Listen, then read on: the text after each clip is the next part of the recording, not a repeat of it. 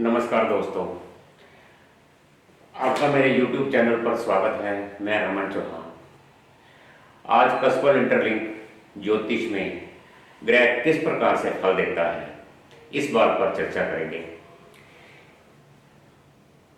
सबसे पहले कस्पल इंटरलिंक ज्योतिष में किसी भी भाव का प्रॉमिस पढ़ना हो तो उसके सब लॉ से पढ़ा जाता है। अगर लगन का प्रॉमिस पढ़ना है तो लगन के सब लॉर्ड से पढ़ा जाएगा। अगर 7th हाउस शादी के लिए किसी बच्चे का प्रॉमिस पढ़ना है तो उसके 7th हाउस के सब लॉर्ड से पढ़ा जाएगा। अगर किसी की बिजनेस की एक्टिविटी देखनी है तो उसके 10वें हाउस के सब लॉर्ड से ही उसका प्रॉमिस पढ़ा जाएगा।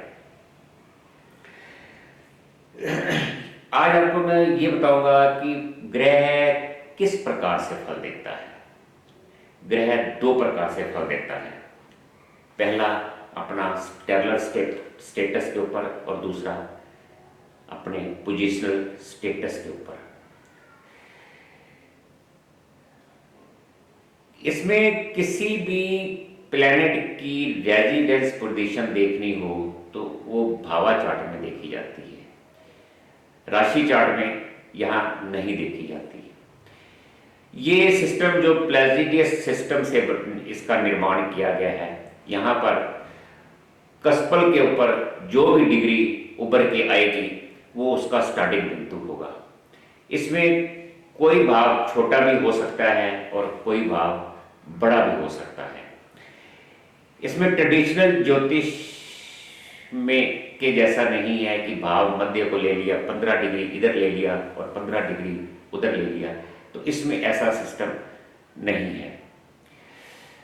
इसमें कोई भी ग्रह अपना फल देता है तो अपने नक्षत्र लॉर्ड से ही देता है, और कोई भी ग्रह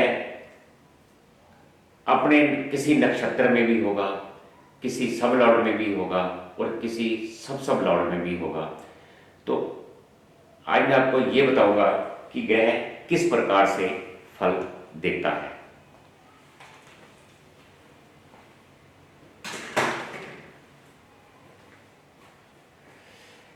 देखिए, ग्रह ए कस्पल कुंडली पढ़ने का जो तरीका है वो ये है।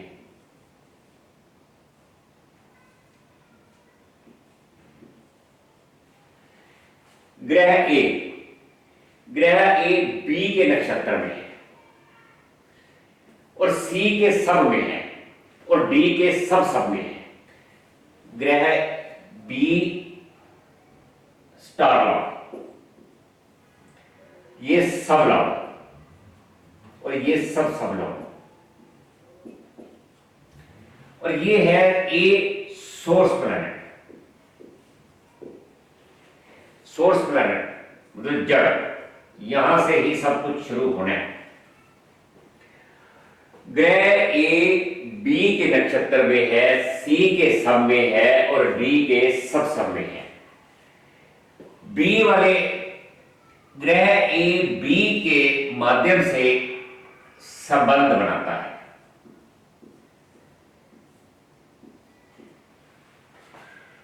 ग्रह अपने नक्षत्र लॉर्ड के माध्यम से किस किस हाउस के फल मिलने हैं इससे संबंध बनाएगा, और सब लॉर्ड ये प्रतिबद्ध करेगा कि उसका फल मिलना है या नहीं, फल हां होगा या ना, और फिर अंतिम पुष्टि कर सब लॉर्ड।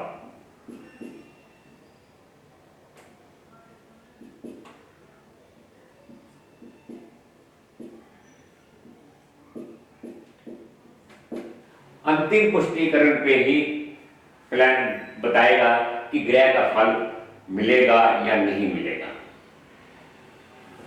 मान लो कोई भी ये प्लैनेट अपने स्टार लॉर्ड स्टेलर के माध्यम से 2 में आता है, 4 में आता है, 6 में या 7 में या 10 में, तो इस प्लैनेट की दशा के अंदर व्यक्ति को इस हाउस के फल मिलने हैं। अब ये फल हाँ होंगे या ना होंगे, ये बताएगा स्टार लॉ, प्रतिबंध वाला।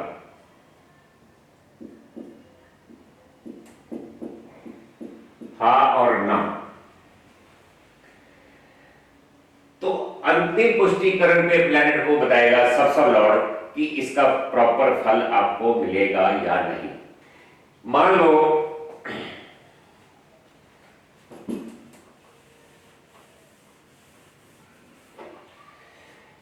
मान लीजिए प्लैनेट ए प्लैनेट बी के माध्यम से, स्टार के माध्यम से 5, 7 और 11 में अपीयर होता है।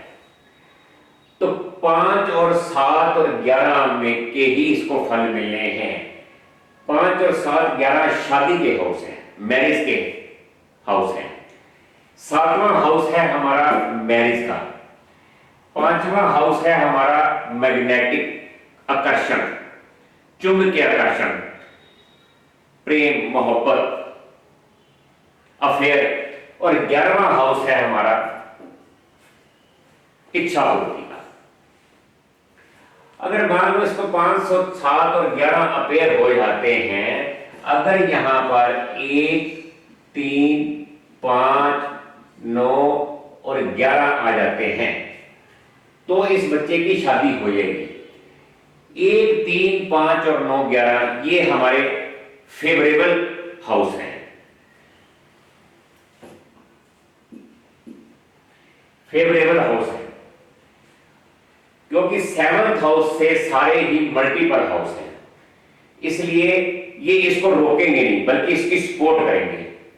और 4, 7, 8 और 12 ये अनफेवरेबल हाउस है, ये अनफेवरेबल हाउस है। अगर यहां पर अगर 4, 7, 8, 12 आ जाते हैं तो इस बच्चे की शादी नहीं हो सकती। और तीसरी हमारी है, ये दूसरा, ये पहला, 2, 6, 10। 2, 6 और 10 ये हमारे न्यूट्रल हाउस है, ये न्यूट्रल हाउस है। ये इसको ना रोकेंगे, कोई रुकावट नहीं डालेंगे और इसको ये जाने देंगे। फिर हमारा अंतिम पुष्टिकरण वाला प्लैनेट बताएगा कि इसकी शादी होगी या नहीं होगी।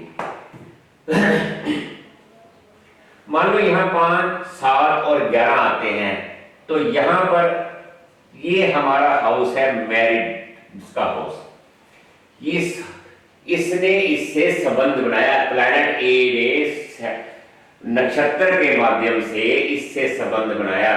और 7th हाउस हमारा शादी का है, तो 7 मान लो यहां पर ये नेगेटिव हाउस आ जाते हैं, 7वें से 12वां छठा और 5वें से 12वां 4। तो ये दोनों हाउस इसके 12वें पड़ते हैं। अगर ये अपीयर हो जाते हैं सब लॉर्ड के ऊपर तो इस बच्चे की शादी नहीं हो सकती, बल्कि अगर किसी मैरिज पर्सन के ऊपर भी ये दशा आ जाती है तो उसका संबंध विच्छेद होना, उसका तलाक होना अनिवार्य है। अगर यहां पर 4 और 6 आते हैं तो फिर इसके अंतिम पुष्टिकरण के अंदर आगे जाने की जरूरत ही नहीं है, क्योंकि यहीं पर इसकी नेगेशन हो चुकी है। इसका आगे देखने की, सबसे लॉर्ड में देखने की जरूरत ही नहीं है कि यहां पर 5, 7 या 11 आ रहे हैं या नहीं, क्योंकि यहीं पर इसका मामला खत्म हो गया। यहां पर इसकी शादी रुक गई, शादी नहीं हो सकती।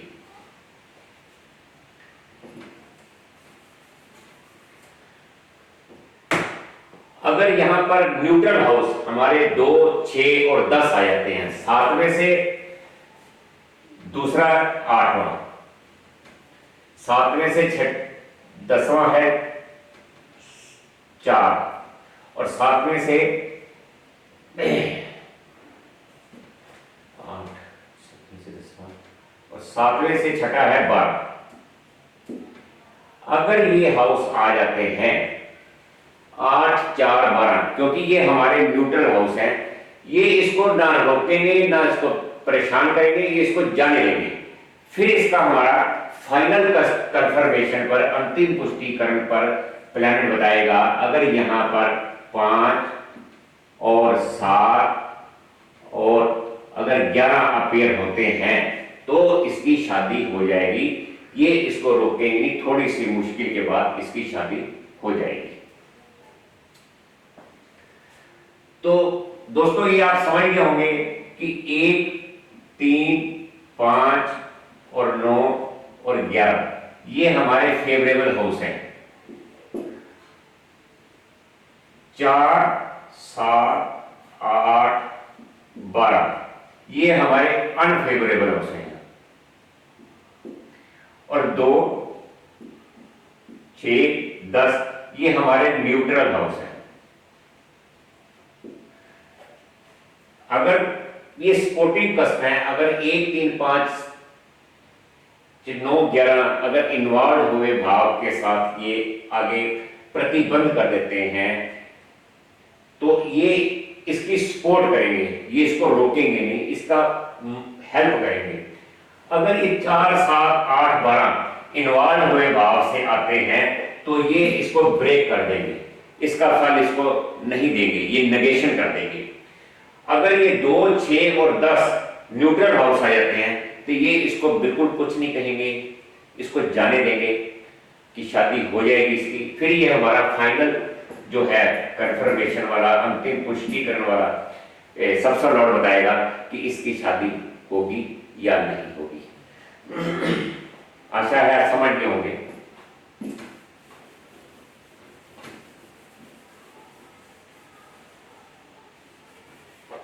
तो आज मैंने आपको बताया कि ग्रह किस प्रकार से फल देता है। तो दोस्तों ग्रह 2 प्रकार से फल देता है। अभी हमारा ये स्टेलर स्टेटस के ऊपर है, अभी पोजिशनल स्टेटस के ऊपर हम नहीं पहुंचे। ये जो हमारा हमने बताया ये स्टेलर स्टेटस के ऊपर ये फल मिलेंगे। अब अगले चैप्टर में मैं आपको बताऊंगा कि पोजिशनल स्टेटस कैसे मिलता है और उस पोजिशनल स्टेटस वाला ग्रह किस प्रकार से फल देता है। नमस्कार।